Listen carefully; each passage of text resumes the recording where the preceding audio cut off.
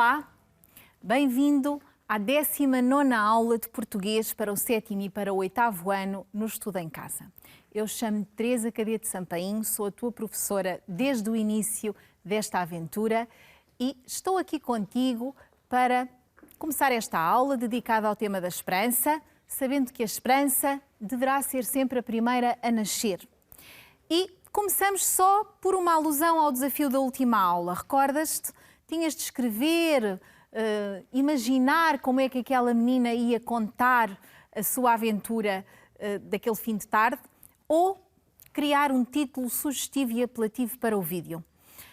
Podes, se escreveste o texto ou se ainda vais escrevê-lo, podes enviar-me através das redes sociais, como já tens feito, ou podes simplesmente enviá-lo ao teu professor, que terá todo o gosto em o corrigir. Quanto ao título para o filme, eu apresento-te a sugestão de portugueses e brasileiros que viram o filme e que o adotaram para passar em aulas, para motivar, para mostrar a importância da esperança na nossa vida. E o título que eu te proponho é exatamente esse, Raio de Esperança, um raio de esperança. E começamos agora mesmo a nossa aula, mais propriamente, a aula número 19, com José Luís Peixoto, um autor que tu conheces, porque viste um vídeo acerca dele e analisámos aqui um poema, Olhar nos Olhos, mas através da internet. Recordas-te? Então, hoje vais ouvir José Luís Peixoto a ler um texto seu. E um texto que fala sobre ter a melhor ideia do mundo. Antes, porém, deves dar atenção às duas questões que eu te coloco aqui para saber a que é que deves estar atento durante o vídeo. Ora vê, deves indicar aquilo em que José Luís Peixoto pensava no momento em que escreveu o texto que vai ler. Portanto, aquilo que o motivou à escrita. Depois, apresentar as fases pelas quais passa uma ideia. São várias fases, tens que ter atenção a essas fases. Toma notas, só breves apontamentos, as palavras mais importantes para depois construires a tua resposta com a minha ajuda. Então, dá atenção ao vídeo.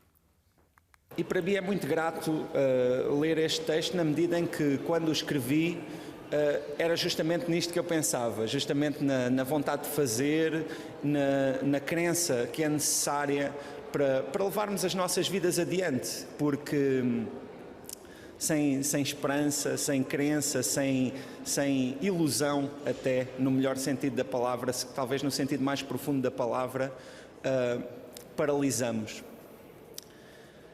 É tão bom ter a melhor ideia da vida, mesmo que se tenha 3 ou 4 vezes por semana a melhor ideia da vida, é tão bom de cada vez que acontece. Ao encontrar-se um novo sentido, é o mundo todo que renasce. Uma boa ideia carrega em si o tamanho do mundo, uma espécie de felicidade incandescente. A explosão de um fósforo. A ideia inicia-se num ponto. Existe um mistério essencial nesse instante que separa o nada de qualquer coisa.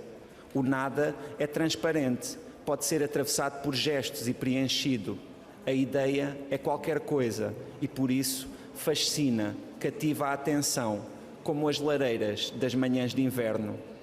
A ideia ateia-se, expande-se através do sentido. Uma ideia pode incendiar o mundo inteiro.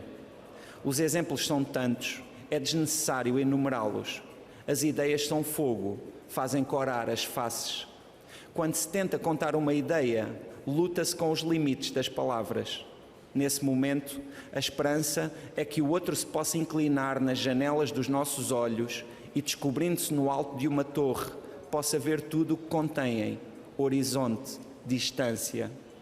Então, pode muito bem acontecer que o outro fique a olhar com o rosto impassível, anestesiado, pálpebras semi-descaídas, até ao momento em que, perante o silêncio e a obrigação de se pronunciar, diz: não, acho que não vai correr bem. Nesse momento, há algo que nos é roubado. Pois é. No momento em que os outros nos mostram que não acreditam no sucesso da nossa ideia, algo nos é roubado. Ficamos quase sem chão. É essa a mensagem que José Luís Peixoto nos transmite aqui e também nos disse em que é que estava a pensar quando começou a escrever o texto, não foi? Pois bem, ele estava a pensar na importância da crença, da determinação, da esperança, da vontade de fazer na nossa vida. Portanto, José Luís Peixoto pensava na importância que a vontade de fazer, a esperança e a ilusão têm na nossa vida. E depois também nos falou nas várias fases por que passa uma ideia desde que ela surge até ser partilhada. No início do vídeo, houve uma imagem que passou muito rapidamente com um fósforo aceso. Pois bem, ele usa essa imagem e diz-nos que quando a imagem surge é como um fósforo que se acende. Então, a ideia surge como uma explosão de um fósforo, depois capta a atenção e encanta, em seguida desenvolve-se, ateia-se, ganha sentido e finalmente entusiasma tanto que é difícil descrevê-la. Parece que as palavras não chegam. Mais ou menos como eu e as minhas colegas quando preparamos estas aulas. Temos uma ideia, acreditamos nela, ela ateia-se, desenvolve-se e depois é quase impossível descrever uma aula de tanto prazer que ela nos dá e tanta esperança que colocamos nela. E passamos para a segunda parte do vídeo. O possível é o futuro do impossível. Repara como este título também nos transmite esta ideia de esperança. E mais uma vez tens que dar atenção às perguntas para saberes o que é que vais responder a seguir. Então, lê comigo. Caracteriza aqueles que normalmente não acreditam no sucesso de novas ideias, aqueles que quase que nos roubam alguma coisa, quando se mostram descrentes de nós, e depois identificar os fatores determinantes para converter o impossível em possível. Vamos ouvir. Este é o momento de dizer a esses pessimistas disfarçados de prudentes, de racionais ou de razoáveis, que não. Dizemos não ao não deles. Quando nunca se tentou contradizê-los, parece difícil. As primeiras tentativas de resposta, magoadas, escorregam nas paredes da sua intransigência. Mas a prática demonstra que é incrivelmente fácil resistir-lhes. Basta deixar que a sua descrença nos atravesse. Basta transformá-la em silêncio, subtrair com uma seringa invisível todo o sentido à sua descrença. Basta não acreditar nela. A sua decepção total e permanente para com o mundo não nos arrastará. Além disso, o impossível deles, aquilo a que chamam impossível, é a matéria a que aspiramos. Temos fome desse impossível e é nele que exercemos a nossa ação. Antes de serem possíveis, os telefones, os aviões ou os telecomandos eram impossíveis. Como é que alguém pode acreditar que duas pessoas sejam capazes de falar e ouvir-se a milhares de quilómetros de distância? Como é que alguém pode acreditar que máquinas a pesarem toneladas levantem voo carregadas de pessoas e atravessem oceanos? Como é que alguém pode acreditar que se possa apontar uma pequena caixa de plástico para um retângulo e carregando em pequenos botões se mude imagens em movimento na superfície desse retângulo, escolhendo entre dezenas de alternativas que chegam por cabos enterrados no chão? SIC Notícias. O impossível de antes sempre foi possível, apenas não tinha acontecido que alguém tivesse sido capaz de chegar até ele. Faltava a quantidade de pessoas que acreditaram, que perseguiram o filão até o demonstrarem e construírem. O mesmo acontece com o impossível de agora. O impossível de agora não deve ser muito diferente do impossível de antes. Por sua vez, o impossível, mesmo o impossível, existia num e continua a existir no outro. Mas como não pode ser distinguido do impossível que será possível no futuro, a hipótese mais criadora, aquela que propõe mais esperança, é a que considera que tudo o que formos capazes de imaginar poderá ser materializado. Ou seja, todo o impossível poderá vir a ser possível. Todo o impossível poderá vir a ser possível. É aquilo que José Luís Peixoto nos diz e acaba por considerar que aqueles que não acreditam nas boas ideias ou nas ideias de alguns podem ser considerados racionais, razoáveis, mas são apenas pessimistas. E já estou a ajudar-te a responder à primeira questão. Pois é, aqueles que normalmente não acreditam no sucesso de novas ideias podem ser prudentes, racionais ou razoáveis, mas não passam mesmo de pessimistas e de pessoas desiludidas com o mundo e com a vida, que deixaram de dar lugar à esperança nas suas vidas. E depois também nos diz qual é a condição essencial para converter o impossível em possível. É enfrentar essa descrença dos outros, não é? Acreditar e ser determinado. Então, a condição essencial é a intervenção dos homens que tenham fé e determinação para que o impossível venha a ser possível. É continuarem sempre a sonhar, porque, como nos diz António Gedeão, o sonho comanda a vida. Recordas-te? Já estudámos este poema aqui nas aulas. E avançamos para os recursos expressivos. Começamos ali com sem esperança, sem crença, sem ilusão. Uma enumeração fácil de identificar. Depois, uma boa ideia carrega em si o tamanho do mundo. Capaz de ser um bocadinho demais o tamanho do mundo, não é? Uma hipérbole, um exagero da realidade. A ideia cativa, e cativar aqui significa chama a atenção, como as lareiras das manhãs de inverno. Uma comparação, o mais fácil de todos para identificarmos. E as tentativas de resposta, portanto, quando nós tentamos reagir àqueles que são pessimistas, temos a sensação de que essas tentativas escorregam nas paredes da sua intransigência. É como se a sua resistência fosse uma parede, uma metáfora. E vamos ao valor destes recursos expressivos. A enumeração que surge naquele contexto, porque sem esperança, sem crença e sem ilusão paralisamos, evidencia exatamente o quê? A importância do otimismo para realizar o impossível. A hipérbole mostra-nos o peso e o impacto de uma boa ideia. Quando a temos, se ela for mesmo boa, vai ter um impacto grande no mundo. E a comparação. Repara, nas manhãs de inverno, uma lareira é tão importante para nos garantir o nosso conforto e a ideia dá-nos esse conforto também. Então, esta comparação mostra a importância e o poder sedutor de uma ideia. A lareira é importante, faz-nos sentir bem e capta a nossa atenção. E, por fim, a metáfora. Estas paredes da intransigência mostra-nos o quê? A firmeza, a força dessa intransigência pessimista contra a qual temos que lutar. E não é assim tão difícil. Avançamos agora para um outro texto. Um poema de Jorge de Sena, dito por Catarina Guerreiro, e que se chama Uma Pequenina Luz. Este poema é quase uma adivinha. Ouve-o com atenção.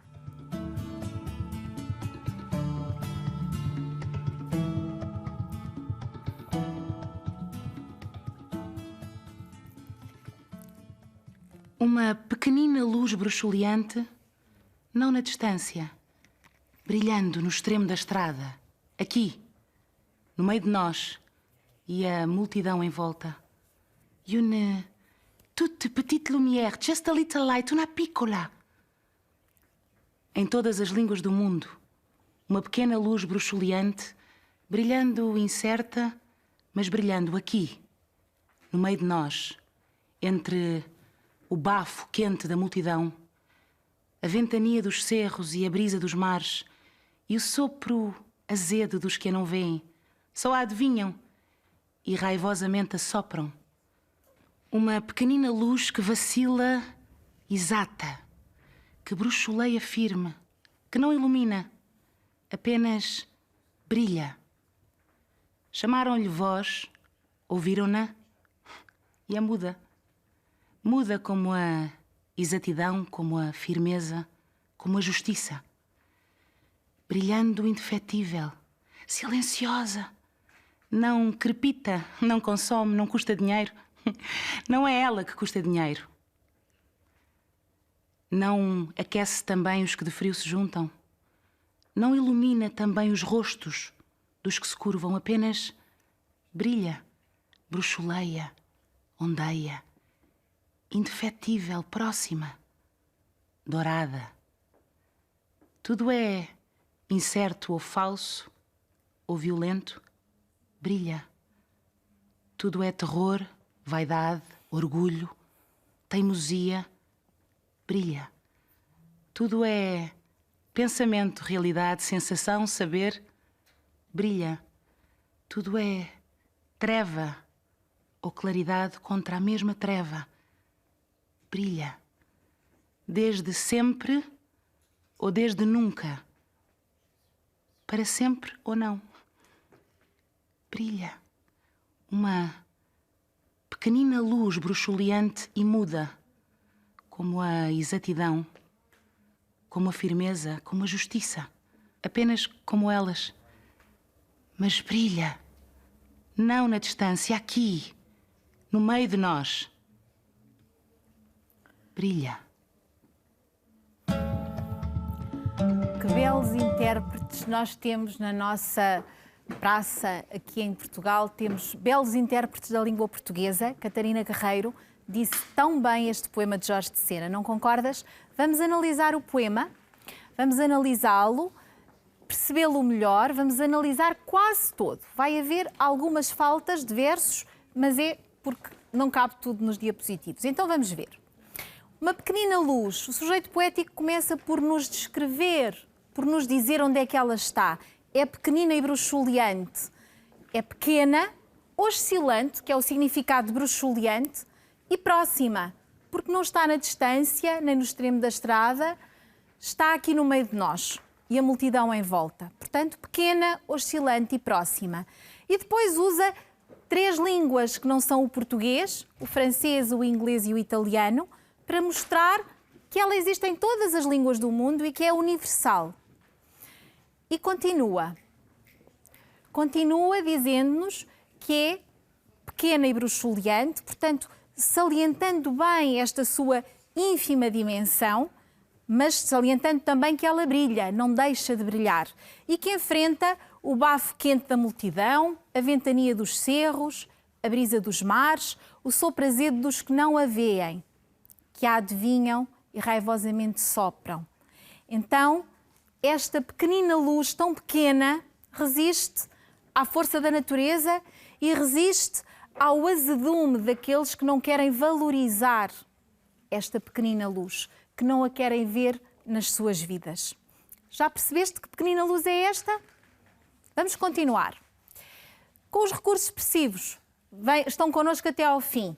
Temos pequenina luz bruxuleante, um nome e 2 adjetivos, a dupla adjetivação e o uso expressivo daquele diminutivo do adjetivo pequeno, pequenina. Contribuem para quê? Para sublinhar a aparente fragilidade da luz, porque ela, sendo frágil, nunca se apaga. Depois, não na distância, brilhando no extremo da estrada, mas aqui no meio de nós, temos uma antítese, a oposição, que nos mostra o quê? Que a luz está próxima, não está distante. E continuamos com todas as línguas do mundo.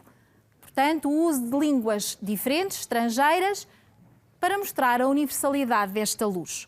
E avançamos. Avançamos com mais recursos expressivos. Brilhando, incerta, mas brilhando. Repara a repetição daquele gerúndio e o adjetivo, incerta. Portanto, o uso expressivo do adjetivo e do gerúndio que reforça a fragilidade, mas também a constância da luz. E continuamos com uma enumeração que se identifica facilmente e com o uso expressivo daquele advérbio raivosamente, porque eles não assopram com indiferença, eles assopram com raiva, têm vontade de apagar aquela luz que não reconhecem, e isto mostra-nos o quê? Que esta luz, por pequenina que seja, por frágil que seja, resiste a todas essas forças contrárias. E avançamos no nosso poema.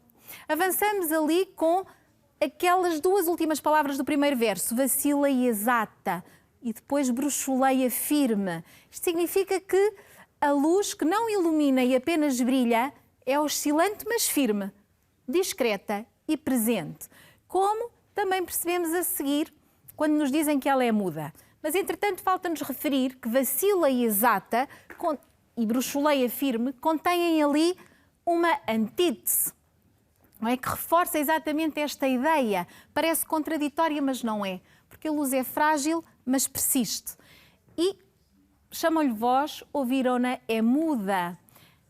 Como a exatidão, a firmeza e a justiça, que não precisam de levantar a voz muito alto para se perceber o seu valor. E brilha indefetível, invencível, sempre presente. Silenciosa, não crepita. É silenciosa, mas forte. Repara, já consegues adivinhar? Ainda não? Vamos avançar. Vamos avançar referindo ali a comparação, como a exatidão, com aqueles valores tão importantes na nossa vida, na nossa sociedade. E esta pequenina luz também tem essa importância, é como eles, como esses valores. E, a seguir, não consome, não custa dinheiro. Quer dizer que é acessível a todos. Está disponível para todos aqueles que a queiram encontrar. Mas também não lhes resolve completamente os problemas, não aquece os que têm frio e não ilumina os que têm o rosto virado para baixo, os que não a procuram. Então, esta luz não é problema nem solução, mantém-se constante, sempre presente e perdura. E temos ali a anáfora, que nos diz o que ela não é. Temos uma enumeração sobre aquilo que ela faz, brilha, bruxuleia, ondeia, e uma tripla adjetivação. Tudo isto contributos para tentarmos perceber que luz é esta, que pequenina luz é esta. E depois, o sujeito poético continua a dizer-nos: tudo é incerto ou falso ou violento, brilha. Aquela repetição do tudo no princípio e a repetição de brilha no final reforçam-nos, com as enumerações pelo meio, reforçam-nos que ela é constante perante todas as adversidades e todas as realidades. É nesta estrofe que falta um versinho. Então temos a anáfora no princípio, a repetição de brilha no fim e, entretanto, aquela enumeração. Uma estrutura paralela de verso para verso para nos mostrar a constância desta pequenina luz, que também é constante e intemporal. Valiosa e inquestionável, como os tais valores de que falávamos há pouco, e que está sempre próxima e presente para aqueles que a quiserem ver. E não foi só Jorge de Sena que escreveu este poema. Pedro Mexia, inspirado no poema de Jorge de Sena, apresenta-nos aqui uma proposta de solução desta adivinha. Vê a animação e depois vamos analisar o poema. Ai, passei, espera lá.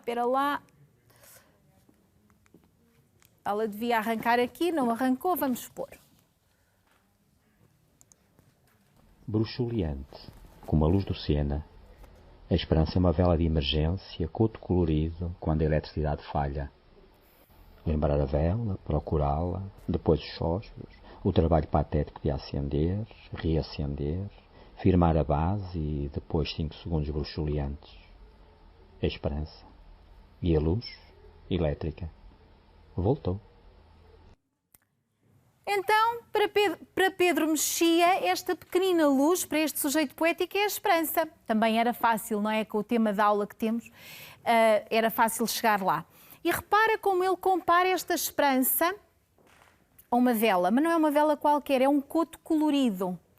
É uma luz, é uma cor que pode inundar a nossa vida em momentos desesperantes, quando nos falta a luz, quando estamos perante um obstáculo. E temos que nos lembrar que essa possibilidade de termos esperança existe. Então vamos à procura da vela, angustiados, e depois tentamos acendê-la e ela nunca mais acende, não é? Acender, reacender, firmamo-la bem para ela não tombar e voltámos a ter esperança e a luz elétrica voltou. Então, que a esperança nunca nos abandone.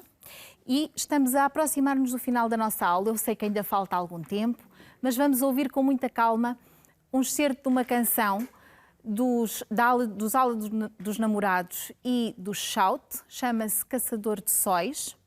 É muito inspiradora. Ouve-a com atenção, depois ainda analisamos um bocadinho do poema.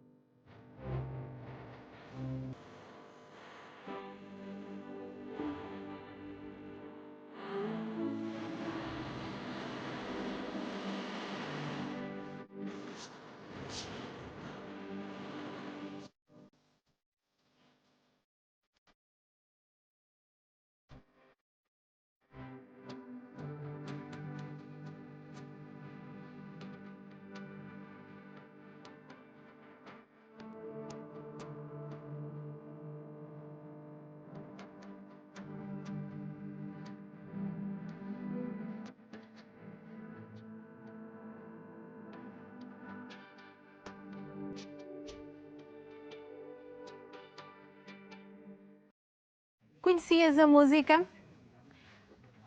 Eu confesso que é uma das minhas preferidas e o meu filho costuma dizer que isto é sobre ele e eu.